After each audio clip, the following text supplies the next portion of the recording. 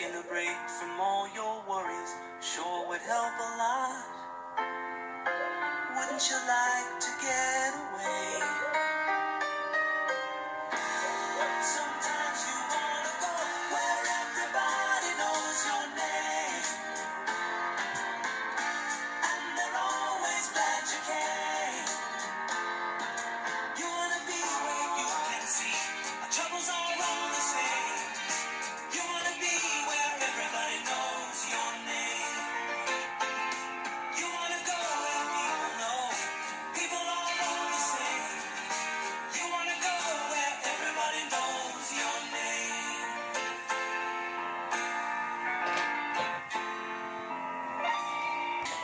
I never saw myself to wonder what you have to do, forget to pay my home. You take my self-control.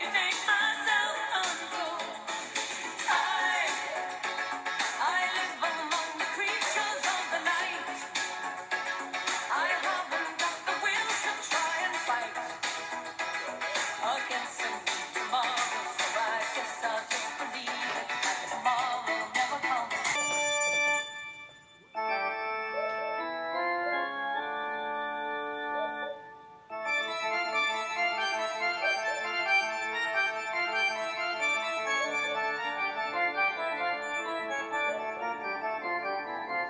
There's no sin in this, getting dressed to kill, laughing down the sun like a jackal will. With his eyes ablaze and his lips apart, he's gonna fill his cup with the love in your heart and drink it up till the morning starts. Circulate the red light, let's just get the girls and get their sisters. Pinch 'em up and give 'em blisters, kiss 'em fierce with all his might forever.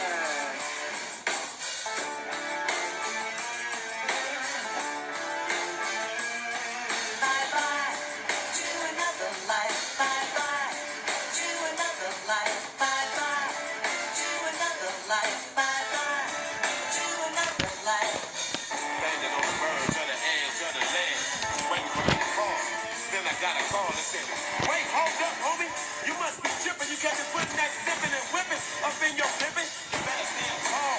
Fool, you was born to ball. Took a little fall. And now you want to end it all. You've been chasing dreams like a hound dog on the hunt. Take your place in the front. Put your hand on the pump. And it's right in your grasp, man. I know they laughing, but you'll be laughing later. The storm's gonna get greater. You's a player. And when I say player, I mean player. Cause your daddy and your uncle was a player.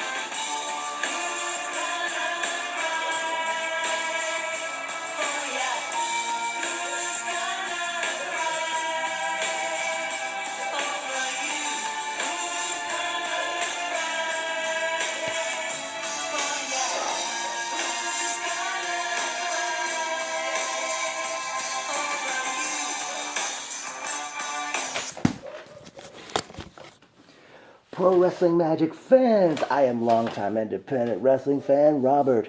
Creatures of the Night was another kick-ass show as Pro Wrestling Magic delivered once again. The night begins with the Bad Apple Matt McIntosh defeating Sean Donovan. Great opening matchup. Up next we had CPA take on Hot Dog Starks, who was accompanied to the ring by, I guess, a female hot dog server and dressed in German attire. During this matchup, the Masked Man, I think, went after Starks, just like the Masked Man did at Not for the Innocent last month. And CPA brawls with the masked individual. They go through the curtain. The masked individual comes back to the ring, and Starks grabs him, unmasks him, and it was CPA. And CPA kicked Starks in the balls and got disqualified, and CPA was the one who issued that mysterious message a few days prior to this event. But then out comes American Murder Society, Steve Off, Aaron Bradley, the returning Gianni Malanga, and Stephen J. Higgins.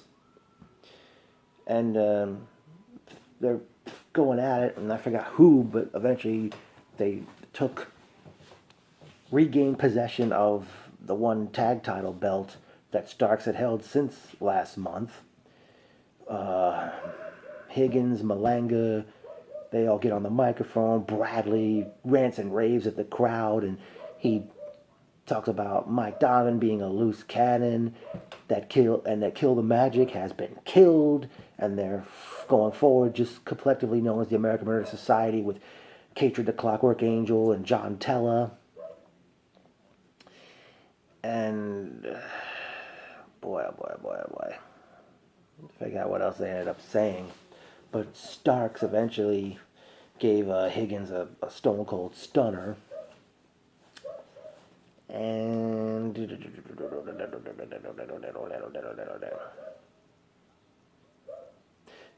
ring announcer Sky Suri said that referred to Higgins as Violent J of the Insane Clown Posse.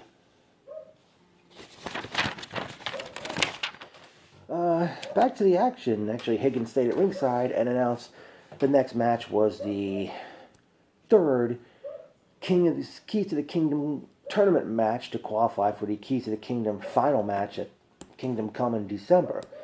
And it was MV Young defeating TJ Crawford, Billy Dixon, and Ace Austin to qualify for the Keys to the Kingdom match, as he now joins Hoost Traplash and Jason Carrion. They already punched their tickets into the match. Next up, we were set to see Barrett Bronson go one-on-one with DeMarcus Kane, but Sky Suri announced to the crowd that DeMarcus Kane had come down with the flu, but they had a replacement, and out came Beefcake, not Brutus the Barber. Beefcake, who, of course, competes for WrestlePro. He came out to Kiss's I Love It Loud, which was the name of the PWM show that was done back on St. Patrick's Day earlier this year. These two big men really went at it, and they actually went into the crowd. They were right behind where I was sitting, and eventually Bear Bronson picked up the win, and Bronson wanted a handshake. Beefcake swatted Bronson's hand away, but then they gave each other a big old bear hug, not the wrestling move, and they left the ring together. Next up, in a match that I don't believe was announced for this event, we saw Tony Rush defeat Anthony Marcos. Then, in a triple threat tag team competition, the Ugly Ducklings with Coach Mikey, the Psycho Drivers with Trixie, and the American Murder Society went out for the tag team championship. And the American Murder Society managed to get a victory, defeating the Psycho Drivers and the Ugly Ducklings when Aaron Bradley pinned one of the Ducklings after, I guess, the Ducklings hit the Doomsday Duck device, shall we say. It wasn't a clothesline from the top rope, it was a double knee, as the other Duckling held one of the Psycho Drivers. It was at that point they did go to intermission, and during intermission I bought a t-shirt from Adam Payne, and Adam, I said that would make glad you decided to sell those shirts, because I did, not only did I buy one, but it was definitely great. World of Pain, great shirt.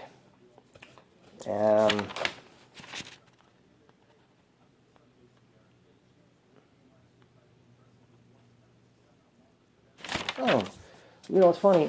During the Bear Bronson Beefcake match, Gail came over and sat next to me, and I forgot if she was on filming Facebook Live at the time, but she was, I guess wanted a bird's eye view, so to speak, of the action. And Gail, maybe you and I would make quite a commentary team if Pro Wrestling Magic ever decided to have commentators for their shows.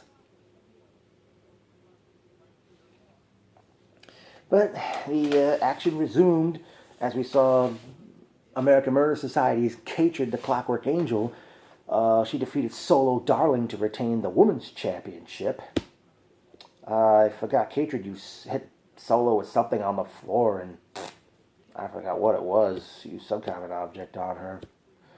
But during this matchup, there was like a bouquet of flowers on the apron, and the referee, I forgot who was refereeing this match, if it was Nick or Gigantes. He's handing them over to Heartbreak Jake the Raffle Man, Frado, or is it Fredo?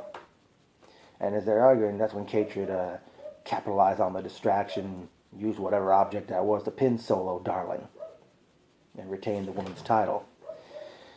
Next up, out comes the Jersey Muscle Jock, Steve Gibkey, and he takes the microphone. He calls everybody, the crowd, hypocrites because the King of New York, EC Negro, walked out on the company earlier this year, only to come back last month. And he said that it was himself. Gibkey said it was himself and Meadowlands Monster who look up to guys like Negro and the other veterans. And Gibkey said he's one of the few guys that helped build the company from the ground up. And Gibkey also called his former partner, his cousin and former tag team partner, Tony Vicenta. Of course, they were collectively known as the Down Boys up until late last year.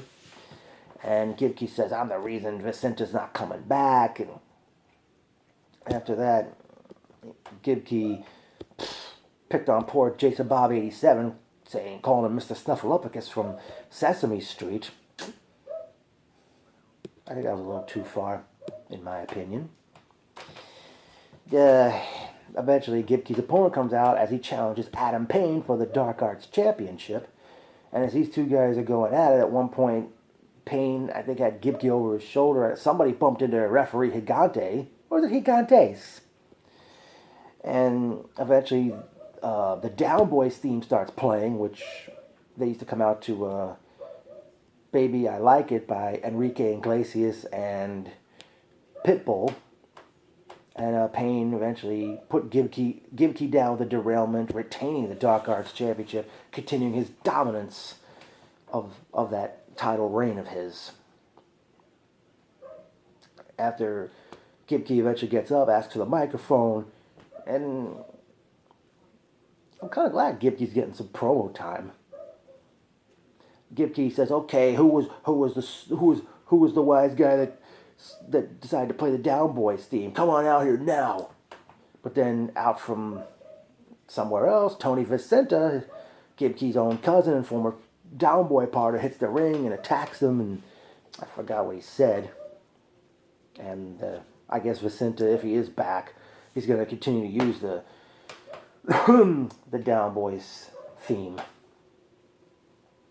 because they played that after he cleared the ring of Gibkey. Then up next was the last man standing match, as American Murder Society's John Tello went one-on-one with the Meadowlands Monster. During this matchup, Tello jumped off the top rope, did with a top rope elbow, putting the Monster through a pretty crappy table, and thankfully the table did break. But then eventually, Tello was going up top again, but Tony Rush came out of nowhere, and he caused Tello to get crotched on the top rope and hit Tello with a chair, and the Monster eventually hits Tello with a power slam, and Tello did not get up by the time referee Nick Shin counted to 10. And Monster picked up the win. And Monster, I don't know if somebody in the crowd, or maybe someone who knows Tello personally, berated Monster. Monster was like, "Get in here and get power slammed," something along those lines. But Monster picks up the win, and I think this feud is pretty much over. Just before the next match got underway, they had the raffle again, which is like the Pro Wrestling Magic tradition. Before the main event, they unveil the winners of the raffles. And I gotta say, Gail, I know you used to win them so many times, but when will your streak of not winning a raffle prize is gonna come to an end? I mean, every time somebody else wins, people are chanting, "You're not Gail, you're not Gail." And yet, even when a guy wins, I mean, last time I checked, Gail didn't look like a guy, folks. Okay, well, it was main event time as we saw Damoff go one-on-one with Sanchez for the vacant heavyweight championship. It was during this match, Aaron, Brad, and Steve Off tried to hit the ring, but they were cut off by Craig Steele, who was in the crowd. And Moff eventually made Sanchez tap out to the Cobra Clutch.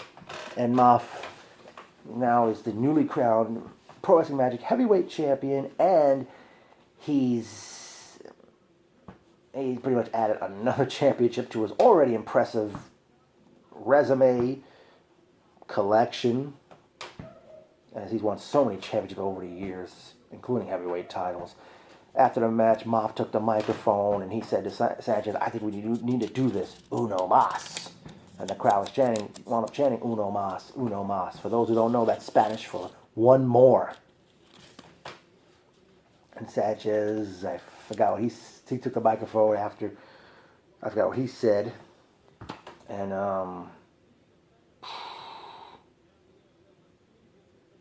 I can't remember every bit and piece, folks. Once this, with the show's ending and with the trip home and sleep, everything ends up a blur.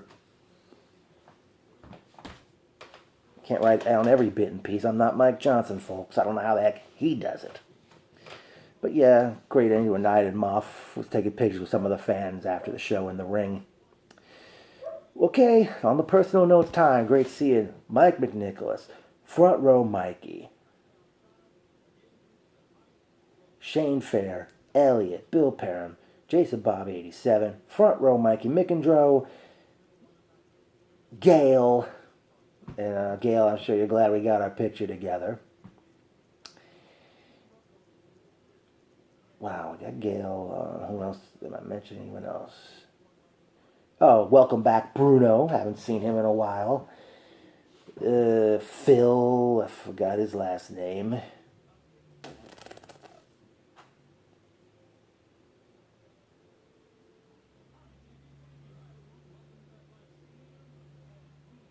Okay. Yeah, I actually did a Facebook Live video as I arrived for the show. And anybody have any pointers about that? Because, it's one thing to plan ahead, but when things happen right before my eyes, I just, don't think the same.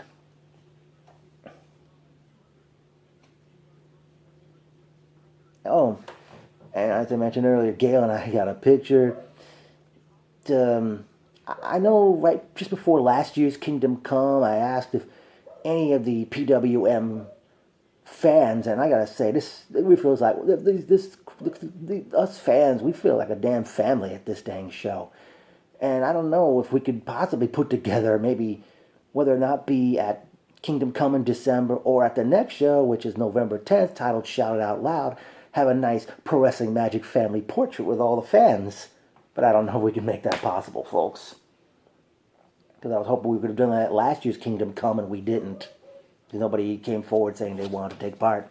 Great seeing Erica. Baby, baby, baby, baby. I gotta say, that one lady in the Wonder Woman t-shirt, well, she's good looking and all, and she's probably with somebody she loves, but she was constantly saying, "fuck you" to a lot of the guys sitting near me. I mean, lady, you should be careful to say that to a bunch of guys. You never know. If you're looking to do a guy, that could be arranged. And no, I'm not putting you down trying to make you look bad or anything like that. But I'm not gonna tell that to the wrestling fans. I mean, I want you to be a fan, but let's just watch the show and enjoy ourselves.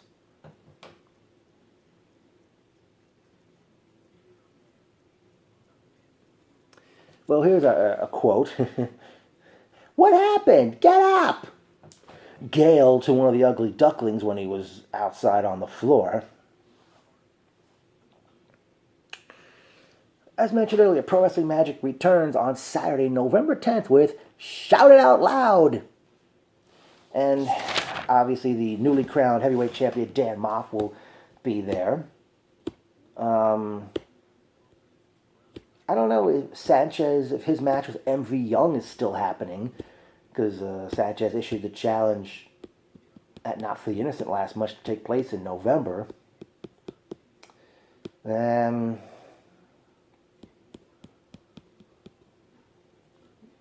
I would like to see maybe Eric Bradley, Steve Off, and CPA against Hot Dog Starks and two other guys. Obviously, one thing that will happen at Shout Out Loud will be the final four-way qualifying match for the Keys to the Kingdom tournament final, which is happening at Kingdom Come in December.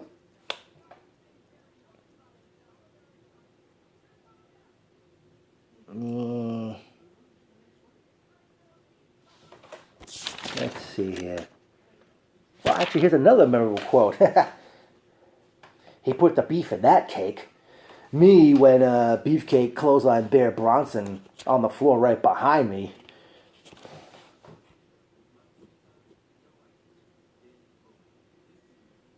Oh, I gotta make sure to add that. Shane Fair, when he heard me in response to what I said about putting the beef in that cake. Why not? Me in response to what Shane said.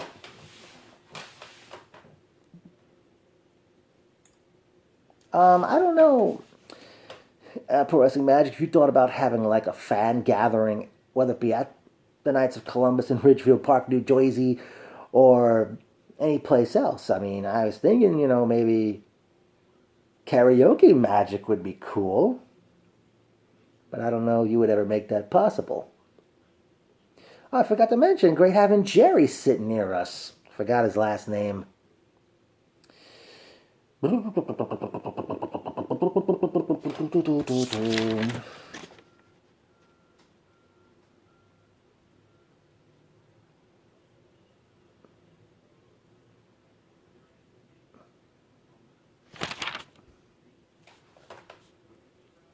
Okay.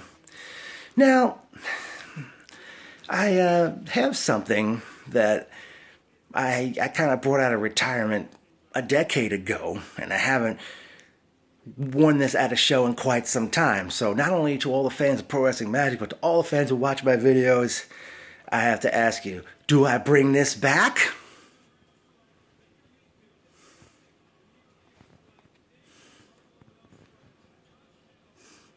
Yes or no, folks?